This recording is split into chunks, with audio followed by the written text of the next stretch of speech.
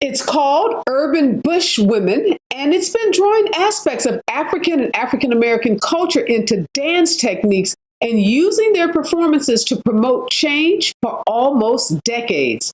Today, I sit down with founder and chief visioning partner, Jawole Willa Jo Zollar. Coming up next. Live from Los Angeles, this is the Special Report with Areva Martin.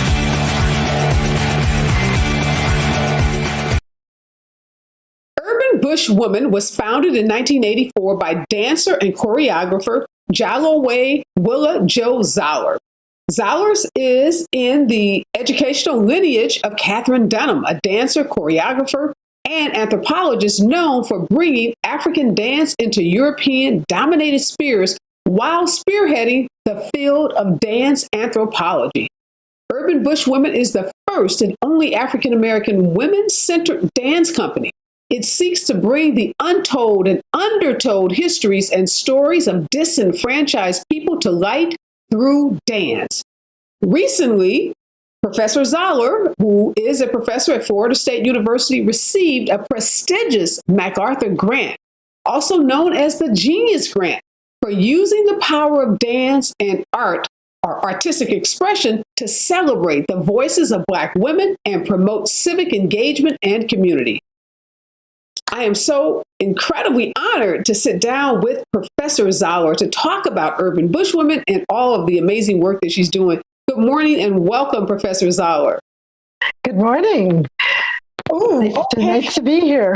Oh, my pleasure. I've been looking forward to this. I've read so much about the great work. And of course, I read about this $3 million gift that, Urban Bush Women also received from Mackenzie Scott. How does it feel, the MacArthur Grant and others recognizing your work? I know you've been at this for a long time. So to now have your work recognized by, the MacArthur Foundation, how did that make you feel? Oh, well, it feels great. It feels great. And I want to say that it's the Mackenzie Scott and Dan Jewett that gave the $3 million. It's pretty amazing.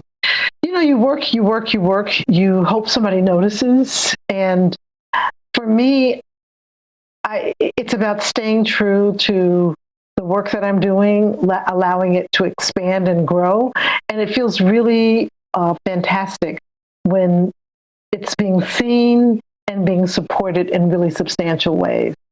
So there are only like 25 people in the country who receive a MacArthur Grant, so you are, they call it the Genius Grant. So you are in such an elite and small group of people whose work is being recognized in this way. And I think I read that you might be the oldest person to receive the grant in this cohort. Did I read that correctly? Yes, I am the oldest. Well, that's just a testament to it's never too old, right? To be recognized and to achieve your dream. Tell me the day that you got the notice, you got the news about the MacArthur Grant. What were you doing and what was your first reaction? I just was kind of in shock because I really thought I had aged out of consideration for the MacArthur Award. So I was pretty much in shock and I was pretty much speechless on the phone. And then, I heard them say like, "Are you still there?" And I just couldn't get words out. And then I just kind of blurted out, "I thought I was too old."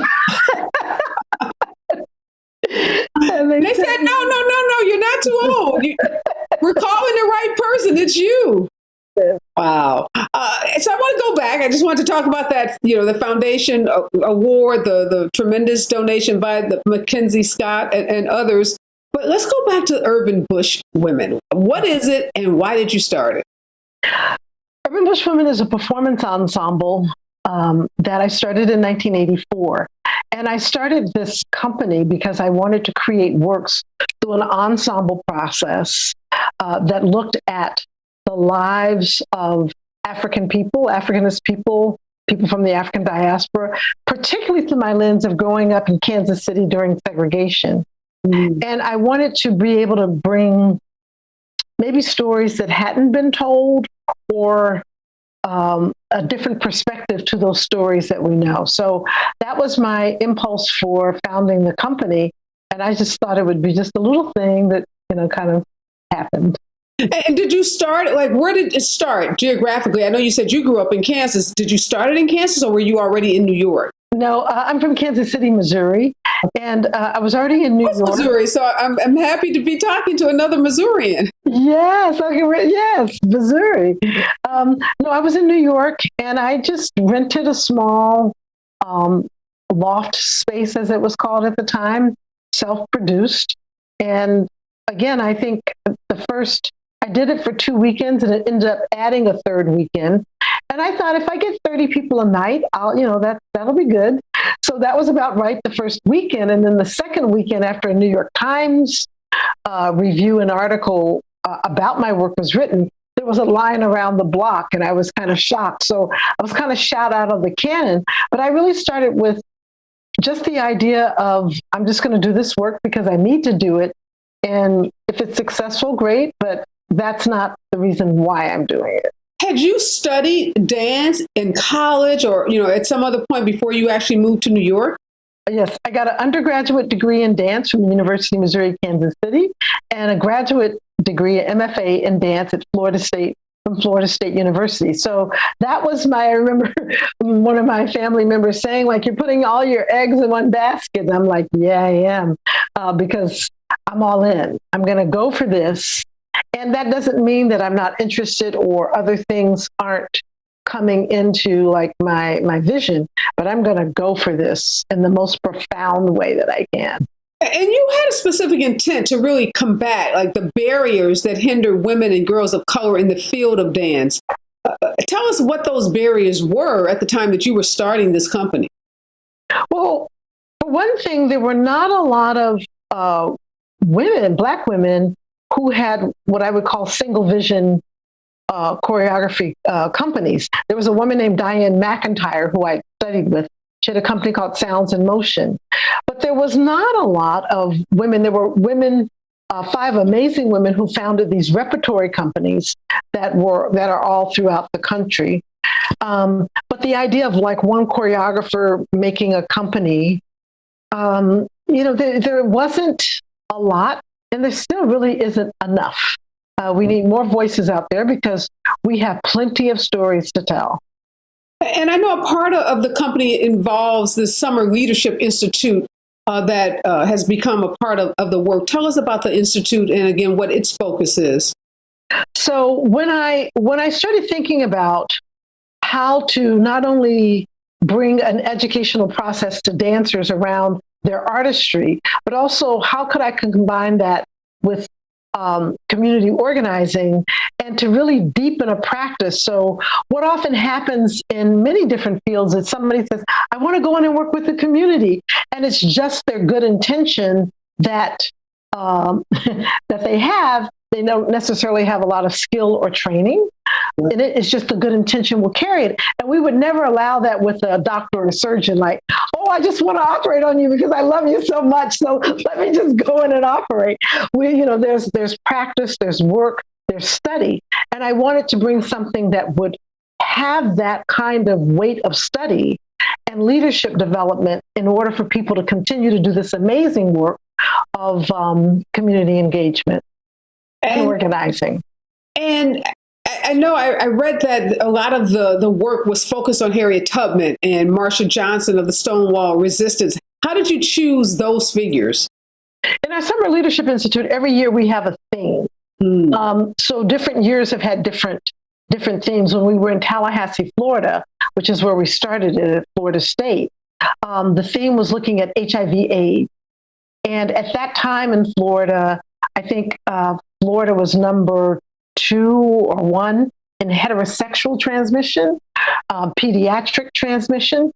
And so I felt like this is something that was important, but that came up out of the community we were working with. We asked them, what is important? What can we highlight? And that came out of a series of meetings. So each one has a theme. We've looked at health inequities. We've looked at mass incarceration. We've looked at voting rights, voter suppression. So each year we do a deep dive into a particular theme, and as a way for people to think of how it could focus their organizing or give them a lens in terms of their art making and organizing. Now, someone who's coming to this summer leadership or just trying to join your company, do they have to be a professional dancer already? Not for the Summer Leadership Institute. We take ages 18 and up. I think the oldest we've had has been 83. We learn through movement, through the embodiment of movement, but you do not need to be a dancer. What we offer is that once you embody concepts, learning, something deeper happens and something integrative happens. Now, in the professional company, yes, you need to be a professional dancer and have trained and studied. But in the Summer Leadership Institute, it is an application process. And we have organizers, we have educators, administrators, dancers, young people, all different walks. Because that's what really a community is. It's not just one singular group. And I know you talked about having a theme.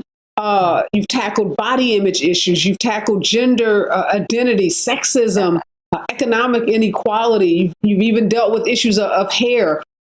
From all of those topics, what has been the one, if you can identify one, that has resonated the most with your group? I really couldn't say that there's one, but I will say the theme of hair has been an ongoing theme in Urban Bush Women's work from the very first concert I did, where I had a Black woman getting her hair combed and the soothing, we love that, and to all of the issues around hair that arise just from being Black and having hair that is what people call nappy. And the different ways that we might style it and wear it, or the understandings or misunderstandings around that, and how that then the very racialization of our hair and of us. So hair is definitely a theme, and Black women and their hair is always a big theme. And it gets to deeper issues that sometimes coming into the lens of hair are easier to find an entry point. Is the Summer Institute, as well as I'll talk about Summer Institute first. Are the people that participate, is it a diverse group or is it predominantly African American? It is a diverse group. I would say our lens is African American, tends to who the majority of who apply are African American, Latinx, trans. The thing that I think that's really interesting about African American environments that are very intentional is that we generally tend to be inclusive. Mm-hmm. And what I've noticed about environments that are really rooted in white supremacy, they are only, it is only this. So we see operating through a Black women's lens as inclusive. Yeah. So what we make clear is we're operating through that lens. So what you will be coming in and experience a specific take on that lens. So we're not trying to be everybody to everything to everybody. We really are operating through this lens, and that lens is an inclusive one. So you've been doing this and participating in these Summer Leadership Institutes for decades now. What difference have you seen over the years as it relates to young people coming into the Institute, particularly over this last couple of years as we've had, these high-profile shootings that have been prominent in the news? We've had high-profile trials of police officers accused of killing unarmed Black people. Has that changed anything about either the types of people that are coming to the Leadership Institute or the conversations that are taking place in these institutes? I think when you just said high profile, that's a really key word, because we know from Emmett Till before and beyond that these things have been happening. Many of them were never believed. Many of them, when Black people said the person was unarmed and didn't do anything to provoke this response, we had no evidence.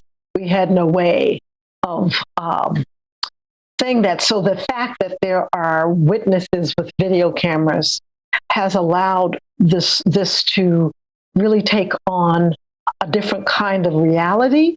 And what I think I've noticed, and I'm still trying to work this out is that because I grew up in segregation and I grew up in a all Black community, I think I was really armored and prepared for what I might experience in a world of whiteness and white supremacy.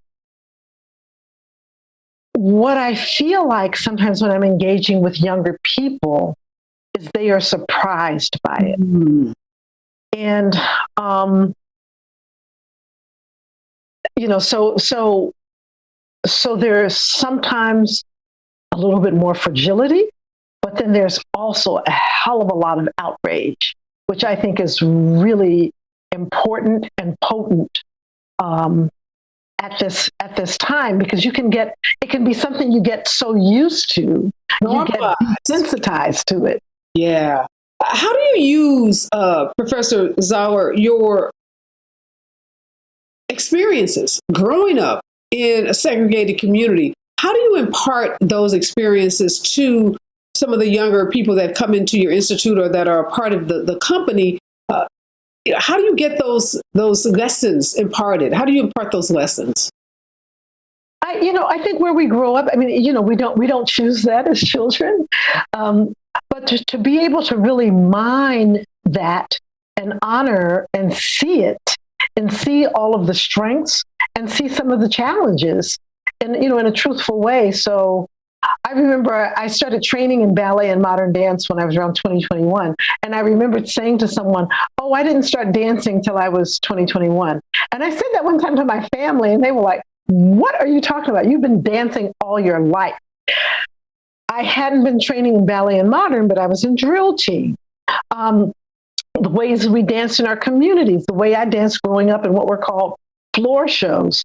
All of that was part of my experience, but I had invalidated it because when I got to the academy, there was not a reflection of that there. So it was a little bit of a journey for me to wait a minute. No, I grew up with these things that are powerful. Everyone has that through your family, through your community, how you grew up. So I would just encourage everyone to look at the assets of that lineage that you come through. Mm-hmm. There's challenges, but to really look at and not only focus on the challenges and the pain. There's a lot of that, and I don't want to negate that because we have to tell that story. But there's also a lot of celebration and joy. Yeah, speaking of celebration and joy, I read that the performances of the Urban Bush Women, they call them part church, part revival, part dance party. You just mentioned dance parties, part therapy, part history lesson. I would assume that's all very purposeful. Yes, we're going to go there. So when you come to an experience, you're going to have a deep experience. And that deep experience is going to be rooted in a lot of things that come out of who we are as human beings, but particularly through this lens of Black women dancers and movers in our communities. So we're gonna go to that revival, and we're gonna go to that place of truth telling. That when the preacher starts to really go to that place of truth telling, we're gonna go to that. Yet we're also gonna have that choir that lifts you up, that just doesn't leave you hanging with that, trying to figure out what to do. We're gonna have that way that you are fortified in going through these experiences. Yeah. And I know you're now not full time with the company, correct? Yes, I am. I am full time with the company, but again, in leadership development, there's two artistic directors who are now co-artistic directors of the company, and I am right now more of looking at the organization, or artistic director of the organization, the vision of the entire organization. And there's two, Shannon Judson and Samantha Speece, that are running the company now, the company that now tours, and they're making new amazing work. They have a new work that they're doing called Haint Blue. And if you don't know that term, if you've been in South Carolina, Georgia, parts of Louisiana, you'll notice that the porches are usually this blue color. That blue color is called Haint Blue. And it's meant to ward off or to confuse evil spirits by thinking it's water. But they started really looking at that in lots of different ways. What are we haunted by? So this new work, Paint Blue, is their new creation. And that for me is that we have to continue to build the leadership in each generation so that whatever will happen beyond you is still strong. What have you seen then? You're the visionary now at the top, looking, as you said, holistically at the entire organization. And as you look at the whole industry of dance, professional dance and dance companies, are you pleased with the progress since starting out in that small studio that you were in New York, 30 people coming out? And, if you look back over those decades, have you made the kind of progress that you had hoped would be made as it relates to African American women in particular in the industry of dance? Oh, I want there to be more. Some people said to me, like, well, why would you want more competition? Because it's not, I want my community. I want my people. I'm not seeing it as competition. And so I think that we have made a lot, but I also think there's more people who have stories to tell. Trans folks, the stories are endless. And but I think the thing that I'm maybe most concerned about is that when early on, I was very influenced by a man named John O'Neill, we were part of this consortium together. And we were doing a lot of work that was based in the rural parts of this country. I think we need to pay attention to working in rural communities.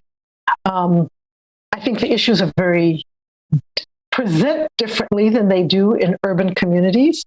And I think there is a lot of work to do for white folks, Black folks, Latinx, for everyone to do in rural communities. Because I think that there's a lot that brews there. What are some of the issues that you see? You said that you see issues that present themselves differently. Like, give me an example. Well, like, when you're in the city, so you see homelessness in the city, it presents very differently. You see homelessness and hunger and poverty in the city. That presents very differently in the city. When you go into rural communities,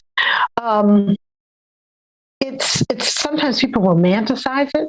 In the way that it presents. They romanticize the shack. They romanticize, that there's no running water. They romanticize the isolation to healthcare. That people are isolated. So therefore, when people are isolated and not able to have the resources to lift themselves up, the narratives that get told, and this is particularly with white rural communities, the narratives that get told and believed are insular and often not true, and sometimes just downright destructive. And then I would say in Black communities, there is a sense that they don't have a connection to us, to what is happening in the cities. We don't see them. We don't understand and know what their struggles are. And is some of the work like the Urban Bushwomen, can we find performances, in cities, obviously, but are they actually going into some of these rural communities? Not yet, but that's one of the things that I'm hoping, because the infrastructure of, there aren't theaters that are going to present you. Right. So it's a different kind of infrastructure and way of connecting that has to be built. And so that's something that I'm thinking about. I don't have the solution yet, but I tend to think about something for a long time and start talking to people. And then I'm like, okay, here's how we're going to figure this out. Can we experience the urban bushwomen if we don't happen to live in one of these cities where they're going to be presented, at a theater? How can we have this church and revival and this vibrant experience that you've just described? Well, if people go on our website, they will see we are touring again. We're so happy. The company is touring again, and they will be able to see, where we're going to be. Our website is www.urbanbushwomen.org. And we would love to see people out on these tours. Are you still dancing? Well, I'm still moving. You've got to move. I mean, I do Pilates and gyrotonics and yoga. It's really important for us as a community, particularly as Black people, to keep moving, because the sedentary, and that's what these 2 years of the pandemic, many people became sedentary. I guess so I move. You're moving, but you're not on stage performing. Not since the pandemic. I was actually performing with a man named Taylor Mack prior to the pandemic. And it was I choreographed for my age, the things that I could do, and it really put me back in touch with my love of performing. So hopefully I'll get back to that. I do teach dance, so I am in my body as a way through teaching dance. I never ask women, Professor, what their age is, but I want to ask you, and if you're not cool with it, just tell me. But the only reason I want to do it is because I'm sitting here, and I know my viewers are going to say, she never told us she looked 50. She looked 55, but, she said she was the oldest person to get this MacArthur grant. So I just, if you don't mind, would you? No, I don't mind. It's on Wikipedia. So what am I going to do? I'll be 71 in just a few days. Wow. And as you're sitting here talking about choreographing dance movements for yourself, I just wanted people to know that at 7, I already knew, of course, I looked you up on Wikipedia, so I knew that, but that you can still do that at that age, and that you can enjoy dance and movement and activity is inspiring. And I want you to inspire those that may be thinking that when they get a certain age, that limits, what they can do. No, it's, one of the most inspiring things that when I went to Senegal and we were watching the dances in this particular village, and it started with the little children first. They were the first ones to dance, and then the older ones, and then, and then the elders danced.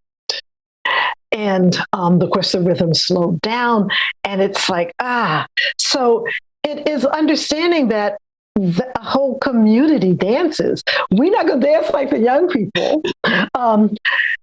But when I used to go out, mambo dancing, and you'd want the older men that time to ask you to dance because of the style and the command that they had. So I think that's something, and we do it with the electric slide, we do it with the wobble. When our communities come together to dance, it's really important. It creates unity. Yeah, I have a 81, maybe 82-year-old aunt. She can, her electric slide is me. Yes. She is, and actually she's a performer. She sings, and she was just performing on stage, and someone remarked, they were just, in awe of her ability to not just remember the lyrics and sing the lyrics, but also the dance movement that was, a part of her whole performance. So she was giving folks life at 82, as you are at 71. So last question for you. What's next for you, and what's next for the company? Well, the next thing is I'm working on a new opera that is composed by a man named Jake Heggie, and the librettist is Gene Shear, and it's for Houston Grand Opera. I'll be directing and choreographing it. And it is scheduled sometime in their upcoming season. It was supposed to have, premiere, but anyway. But it's about the story of a relationship based on a true story of a white woman, Elizabeth Van Loo, who ran a spy ring during the Civil War for the Union Army. So she was an abolitionist, and one of the women who had been formerly enslaved by her, that she, when her father died, she freed, and she placed her in the Jefferson Davis White House. And that woman, who could read and write but pretended to be illiterate, was part of the spy ring. So I'm very excited about that opera for Houston Grand Opera coming up. And when will that be? When will that be presented? We hope sometime, they told me to say upcoming season, but I think it's sometime late 22, 23, somewhere in there. But it'll be on the website once it will absolutely be on the website with a big splash. Okay. And you said we can find the tour cities for the Urban Bush Women. Can you just give us that website one more time? I want to make sure everyone can access it. It's www.urbanbushwomen.com. .org. And, we're also on social media, which I know none of those things, but I think they're on the website because I'm not on any social media. But Urban Bush Women is. And so if you go on the website, you'll also find our Instagram and all of those other things that people do on social media. Absolutely. Well, thank you so much, Professor. It's just been a pleasure meeting you. Congratulations again on your awards, the money that you're receiving, the recognition that you're receiving, the opera that you're working on, and just all the great work and really showing, how we can talk about these complicated issues, learn about these complicated issues through the medium of dance and art. It is so incredible. Yes. Thank you so much for having me here. What an amazing woman.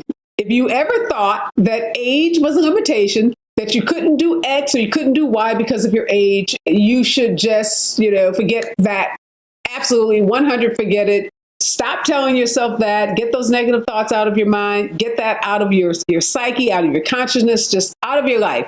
Because Professor Zollar just is the living example. She's 71 years old. She's been at this work for decades. She gets not only the MacArthur grant, which is only given to 25 people each year, the Genius Grant. She thought she was too old for it. She wasn't. She gets this $3 million donation from Mackenzie Scott and her partner to continue to do this work, this incredible work of using dance and art to talk about, to create conversations about systemic racism and so many other social issues, but then to celebrate Black culture, Black traditions, Black family. Just amazing work. And I just get inspired thinking about her and all the great work that she's doing, this professional dance company that's touring. Make sure you visit the website. Make sure you check them out if they're coming to a city near you. Follow her on that website when that opera that she just described is going to be amazing when that's actually produced. We want to support her. We want to support the work that she does. We want to support the urban bush women. Just some words to live by before I get out. If you keep on dancing, guess what? You will never, ever, ever, ever grow old. I'm out there. Be safe out there. Don't forget to wear your mask. Get your booster shot. And remember, we're all in this together.